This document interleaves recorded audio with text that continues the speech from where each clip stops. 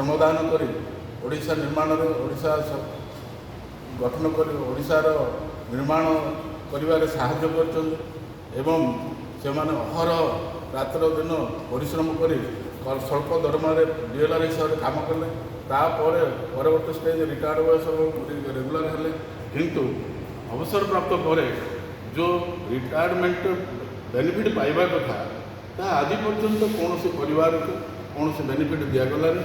ସେଥିପାଇଁ ମନୋଭିର କ୍ଷୋଭ ରଖି ଆଜି ଓଡ଼ିଶାର ପ୍ରତି ଜିଲ୍ଲାରୁ ପ୍ରତି ଡିଭିଜନର ପିଲା ଆସି ପହଞ୍ଚିଥିଲେ, କର୍ମଚାରୀମାନେ ପହଞ୍ଚିଥିଲେ। ତାଙ୍କର ଦୁଃଖ ଅତି ସହ୍ୟ କରି ହେଉନି। ଯେଉଁ ପ୍ରକାର ପରିବାର ଭିତରେ ଅଛନ୍ତି, ବୁଢ଼ାବୁଢ଼ୀ ବୟସରେ ବୟସ୍କ 60 ବର୍ଷ ପରେ ଯେଉଁ ରୋଗ ଯନ୍ତ୍ରଣା, ମେଡ଼ିସିନ୍ ପାଇଁ ପଇସା ନାହିଁ, ଖାଇବା ପାଇଁ ପଇସା ନାହିଁ, ନା ସେମାନେ କୌଣସି ସରକାରୀ ଯୋଜନାରେ ନା ଗରିବ କୁଡ଼ିଆ ଟିକେ ମିଳୁଛି, ନା ମେଡ଼ିସିନ୍ ପାଇଁ ବିଜୁ ଯୋଜନା କରୁଛନ୍ତି, ମେଡ଼ିସିନ୍ ମେଡ଼ିକାଲ ଟ୍ରିଟମେଣ୍ଟ ପାଇଁ ଗୋଟେ ସୁବିଧା ସୁଯୋଗ ଦେଉଛନ୍ତି। କୌଣସି ପ୍ରକାର ସୁବିଧା ଏମାନଙ୍କୁ ନାହିଁ। ନା ସରକାରୀ କର୍ମଚାରୀ ହିସାବରେ ଗଲେ, ନା କି ଇନ୍ଦିରା ଆବାସ କି ନହେଲେ ପ୍ରଧାନମନ୍ତ୍ରୀ ଆବାସ କି କୌଣସି ମଧ୍ୟ ସେଥିରୁ ସାହାଯ୍ୟ ପାଇବାରେ ବଞ୍ଚିତ ହେଉଛନ୍ତି। ତେଣୁ ଏ ମୋହନ ସରକାରଙ୍କୁ ଆମେ ନିବେଦନ କରୁଛୁ ଯେ ସମସ୍ତଙ୍କୁ କେମିତି ପେନ୍ସନ୍ ଫଣ୍ଡ ମିନିମମ୍ ପେନ୍ସନ୍ ଦିଆଯାଉ ଏବଂ ଏହି ପରିବାରମାନେ ଆପଣଙ୍କୁ କୃତକୃତ ହୋଇ ରହିବେ ଏବଂ ଆପଣଙ୍କୁ ସମ୍ମାନ ଦେଇ ଆମେ ଅନୁରୋଧ କରୁଛୁ ସମସ୍ତେ କେମିତି ଉପକୃତ ହେବେ। ଏ ନୂଆ ସରକାରଙ୍କୁ ଆମେ ଅନୁରୋଧ କରୁଛୁ ଯେମିତି ଏଭଳିଆ ସମସ୍ତେ ଉପକୃତ ହେଇ ଶାନ୍ତିରେ ଜୀବନଯାପନ କାଳାତିପାତ କରିବେ ବୋଲି ମୋର ବିଶ୍ୱାସ।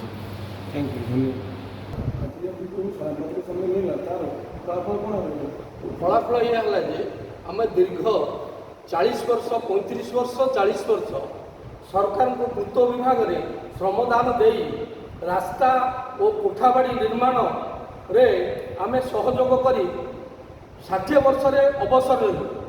କିନ୍ତୁ ଏ ବିଗତ ସରକାର ଆମେ ଯେତେ ଦାବି କଲୁ ଆମକୁ ପେନ୍ସନ୍ ଦେଲେ ନାହିଁ। ଆମେ ବହୁତ ଦୁଃଖରେ କାଳାତିପାତ କରୁଛୁ। ଯାହାକି ବହୁତ ଭାଇମାନେ ଆଜି ଜୀବନ ସେମାନେ ଚାଲିଗଲେଣି, ତାଙ୍କ ପରିବାର ହନ୍ତସନ୍ତ ହେଉଛି। ଆମକୁ ସରକାର କୌଣସି ସୁବିଧା ଦେଲେ ନାହିଁ। ଯାହାକି ଆଜି ଗାଁରେ ଗୋଟିଏ ଲୋକକୁ ସେ ପେନ୍ସନ୍ ଦେଉଛନ୍ତି 500 ଟଙ୍କା ଭତ୍ତାକୁ 1000 ଟଙ୍କା ଭତ୍ତା କରିଦେଲେ। ଆମ ପାଇଁ ରାସନ କାର୍ଡ଼ ନାହିଁ, ଆମ ପାଇଁ ଇନ୍ଦିରା ଆବାସ ନାହିଁ, ଆମ ପାଇଁ ବିଜୁ ସ୍ୱାସ୍ଥ୍ୟ କାର୍ଡ଼ ନାହିଁ।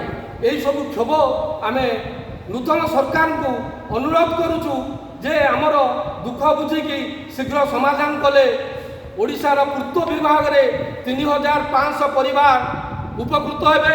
ସେହି ଆଶୀର୍ବାଦ ମୁଖ୍ୟମନ୍ତ୍ରୀଙ୍କ ଉପରେ ରହିବ। ଏତିକି କହି ମୁଁ ବିଦାୟ ନେଉଛି।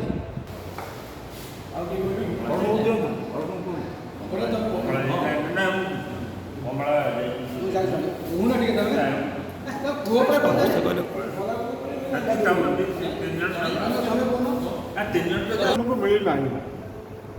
ପୂର୍ତ୍ତ ବିଭାଗରେ ଆମେ 30-40 ବର୍ଷ କାଳ ଗୋଷ୍ଠୀ ଶ୍ରମିକ ଭାବରେ ଖଟିଲା ପରେ ସରକାରଙ୍କ ପାଖରେ ଆମର ଦାବି ଉତ୍ଥାପନ କରୁଥିଲୁ। ବିଗତ ଦିନରେ ସରକାର ଆମକୁ କିଛି ନ ଦେବା ଯୋଗୁଁ ଆମେ ନୂଆ ସରକାରଙ୍କ ପାଖରେ ନିବେଦନ କରୁଛୁ ଆମକୁ ନିହାତି ପେନ୍ସନ୍ ଗୋଟେ ଦିଅନ୍ତୁ ବଞ୍ଚିବାର ରାହା ନାହିଁ।